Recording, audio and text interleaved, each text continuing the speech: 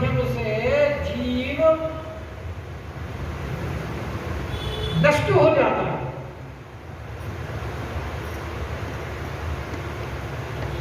मछली स्वाद के कारण नष्ट हो जाती है,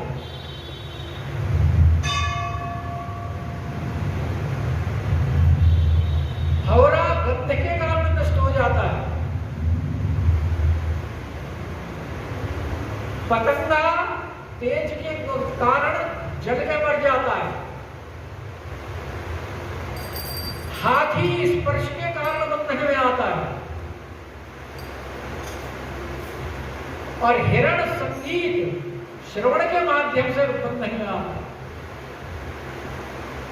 तो जब एक एक विषय के द्वारा एक एक जीव पतनोन्मुख होता है तो हमारे पास तो 5 विषय हैं।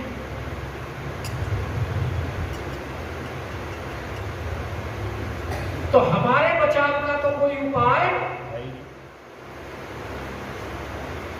तो इसीलिए मेरे के काई विषय, हमारे जो चित्तरूपी दर्पण है उस पर कौन सी विषय की काई लगी है?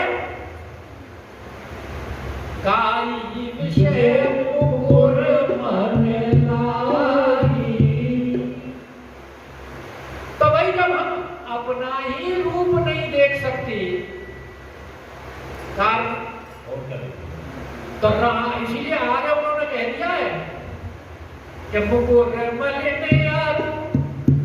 नयन विहीना,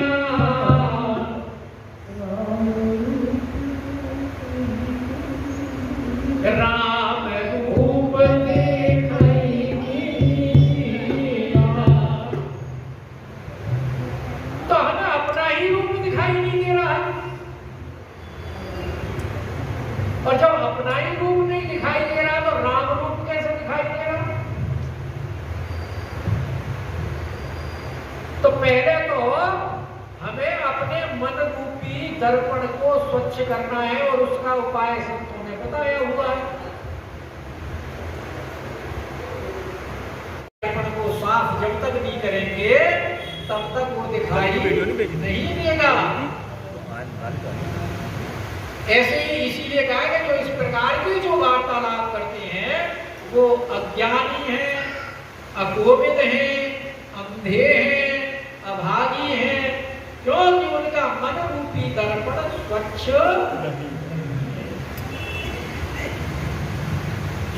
लंपट कपटी कुटिल विशेषी, और वो लंपट हैं।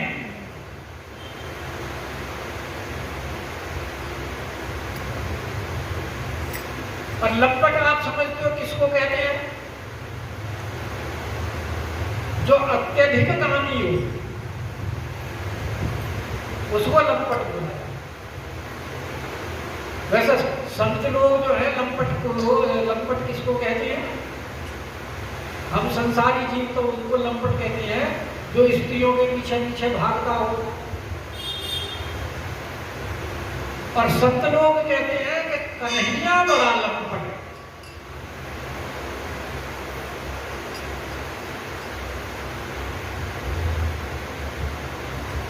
और कहते हैं कि कन्हैया को रिझाने के लिए तुम्हें ज्यादा कुछ करने की जरूरत नहीं है।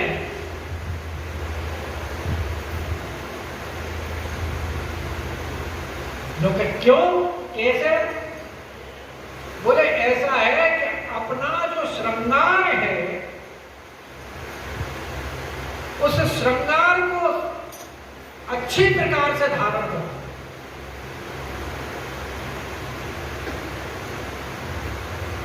तो श्रृंगार क्या है? जो हमारा साधन है, जो भजन है, जो शास्त्रोन्मोदित बताया गया है किस प्रकार से हमें विषयों से दूर रहकर और भगवान के चरणों में अपने मन को लगाना है, उस साधन को अगर हम अपनाएंगे तो हमारा श्रृंगार धारण हो जाए। और जब बैठ जाए और घूंघट निकाल ले तो उसका मुख देखने के लिए जैसे लंपट चारों तरफ के चक्कर लगाता है, किसी प्रकार इसका मुख दिखाई दे जाए, ऐसे ही वो कन्हैया जो अपने साधन में साधक लगा हुआ है, दृढ़ है, निष्ठापूर्वक अपने भजन साधन को अपना रहा है, उसे कन्हैया को ढूंढने की जाने की जरूरत नहीं है, वो खुद ही तुम्हारी शरण में आ जाएगा तुम्हें प्राप्त करने में। तो इसलिए इस सुधारने की क्या जरूरत है? अपने श्रृंगार को, अपने साधन को सुधारने की आवश्यकता है। इसीलिए गोपाल सहस्र नाम के अंदर जो भगवान के 1000 नाम हैं,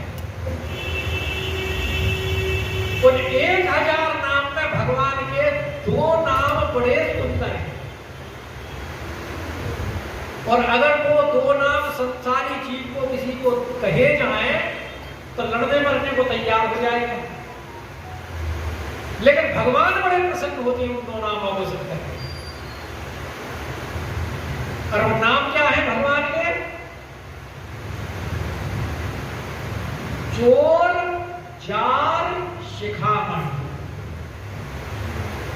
चोरों के भी सरदार और जारों के भी सरदार। एक भगवान के गोपाल सहस्र नाम के 1000 नामों में ये 2 नाम हैं, और इसके ऊपर तो संतों ने पूरा अष्टक बना दिया है।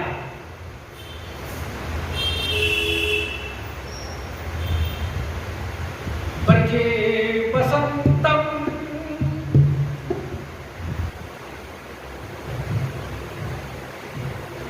नवनीत चोरम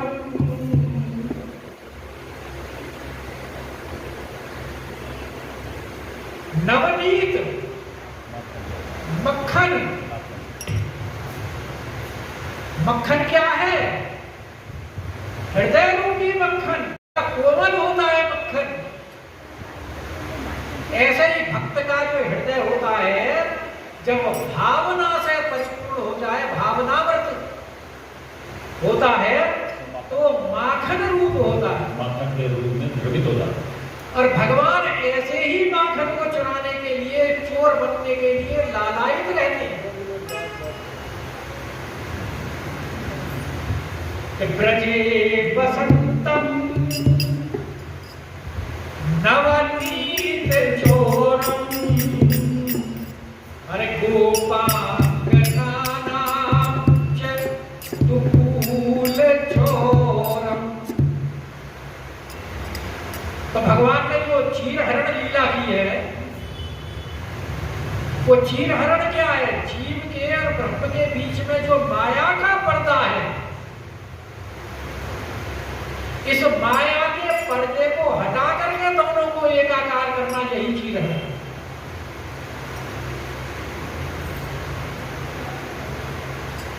और वो चीर हरण किसका होता है? गोपियों का। और गोपी कौन है? जो अपनी समस्त इंद्रियों से भगवान के रूप, लीला, गुण इत्यादि का ग्रहण करती है, पान करती है। गो माने इंद्रियां और पी माने पीना।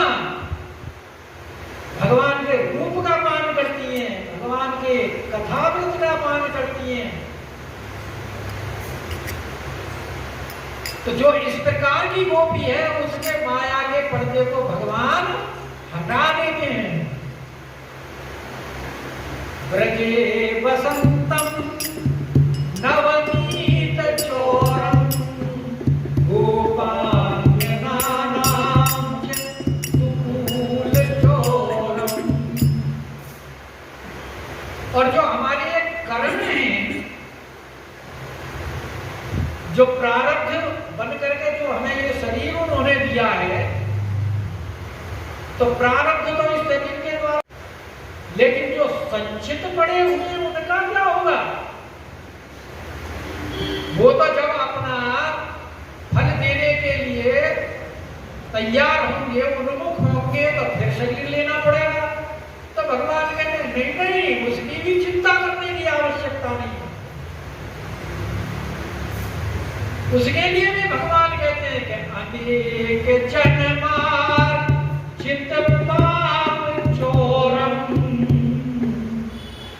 जब भगवान चोर बन ही गए तो अब तो सभी चीज चुराने के लिए तैयार है।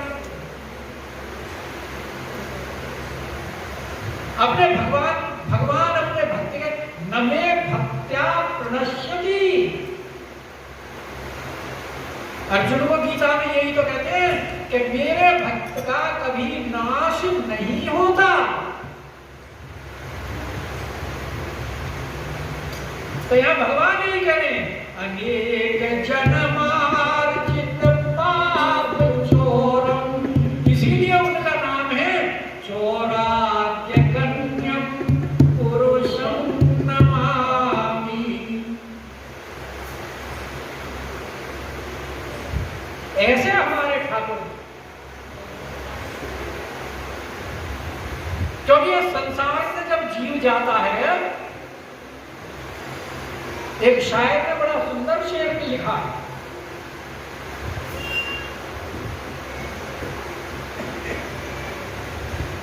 वहां तुम्हें बीच में कोई राहगीर लूटने वाला कोई नहीं मिलेगा, इसलिए वो अपने शेर में अपनी भावना व्यक्त करते हुए कहता है कि राहे अदम में यारो। जब संसार से जाता है तो उस रास्ते पर जब मार्ग में जा रहा होता है तो कहता है कि राहे अदम में यारो कोई चोर नहीं मिलता, काश कोई मेरी पापों की गठरी को चुरा ले। तो किसी के पाप की गठरी कोई नहीं चुरा सकता है कन्हैया। इसीलिए वो कहता है कि निश्चिंत हो जा तू मेरी शरण में आ गए। अनन्या चिंतयन्तो माये जना परिपासते तेषां नित्यानि युक्तानां योग क्षेम वहाम्यहम्। उसका योग और क्षेम में ही ग्रहण करता हूं। और गीता के 18वें अध्याय के अंत में तो कह ही दिया सर्वधर्मान परित्यज्य।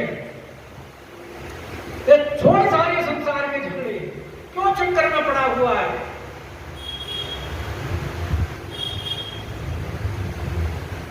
वर्णाश्रम धर्म के चक्कर में पड़ने की आवश्यकता ही नहीं है। चार वर्ण के धर्म को छोड़, चार आश्रम के धर्म को छोड़।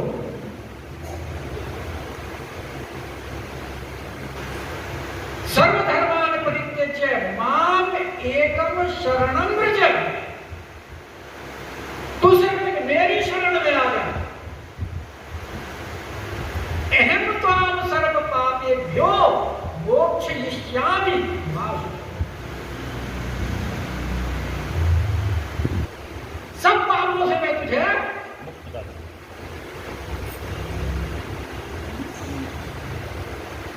लेकिन हम नहीं जा पाते। क्यों? काई विषय मुकुर मन लागी। आप जगह तक गए, समय हो गया। अभी जाने को नहीं बात है, फिर अब तक 2 दिन 3 दिन हो गए। बोल वृंदावन बिहारी लाल की। ये हफ्ते में ही खत्म होगा पूरा।